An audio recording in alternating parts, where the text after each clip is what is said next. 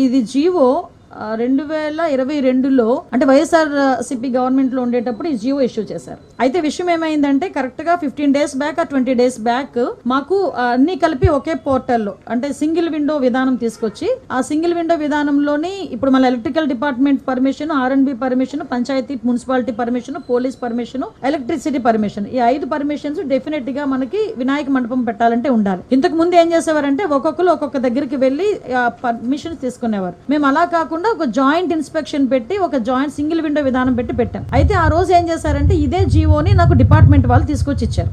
ఇస్తే నేను యాస్ట్రీస్ గా ఈ జియోలోని ఏదైతే ఉందో మేము దాన్ని చెప్పడం జరిగింది. అయితే ఈ విషయం తెలుసుకున్న వెంటనే గౌరవ సీఎం గారికి విజ్ఞప్తులు వచ్చినాయి. గౌరవ సీఎం గారు కూడా దీని విషయం మీద మమ్మల్ని అడిగిన వెంటనే సార్ ఇలా జరిగింది, ఇలా జియో ఉంది అంటే ఇమ్మీడియట్ గా ఆపండి, ఎవరు కూడా రూపాయి కూడా కలెక్ట్ చేయొద్దు.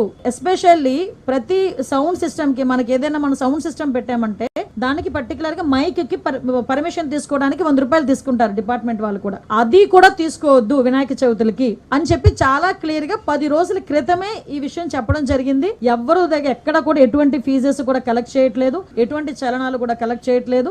ఏదైతే వినాయక చవితి అదే విధంగా దుర్గా నవరాత్రి ఉత్సవాలు మన రాష్ట్రంలోనే కాదు మన దేశంలో చాలా ప్రెస్టేజియస్ గా చాలా భక్తి శ్రద్ధలతో చేసే భక్తులు ఎవరైతే ఉన్నారో వాళ్ళెవరు కూడా ఇబ్బంది పడకూడదనే 10 రోజుల క్రితమే గౌరవ సీఎం గారు అందరికీ కూడా ఇన్స్ట్రక్షన్స్ ఇవ్వడం జరిగింది. ఈ రోజుకి కూడా కనీసం మైక్ పర్మిషన్ కి కూడా మేము ఎవరం కూడా డబ్బులు తీసుకోవట్లేదు. ఇది క్లియర్. దీనికి నేను 20 రోజుల క్రితం మాట్లాడిన మాటలను తీసుకొచ్చి వైఎస్ఆర్సీపీ వాళ్ళు ఏమీ లేదు అన్నట్టుగా ఈ రోజు కావాలని దాన్ని ట్రోల్ చేసే పరిస్థితి చూస్తూ ఉంటే వాళ్ళ తాలూకా అవివేకత్వం, దాని తెలివి తక్కువతనం, అదే విధంగా వాళ్ళు బురద జల్లే కార్యక్రమాల్లో వాళ్ళకి టైము, సిచ్యువేషన్ అలాంటివి ఏం అవసరం లేదన్న సంగతి కూడా చాలా క్లియర్ గా అర్థమవుతుంది. ఇది క్లియర్ గా ప్రజలందరికీ కూడా అర్థం కావాలి కాబట్టి చెప్తున్నా. ఇది ఆల్రెడీ 2022లో ఇచ్చిన జీవో. ఆ రోజు ఆ జీవోని కూడా పక్కన పెట్టి ఎట్టి పరిస్థితుల్లో ఎవరికి కూడా అది కలెక్ట్ చేయొద్దు అని చెప్పారు. ఎవరు కూడా అక్కడ కలెక్ట్ చేయట్లేదు. ప్రతి ఒక్క చోట కూడా వినాయక ఉత్సవాలు అంగరంగ వైభవంగా జరుగుతున్నాయి. ప్రజలు ఎవరు కూడా ఇబ్బంది పడట్లేదు.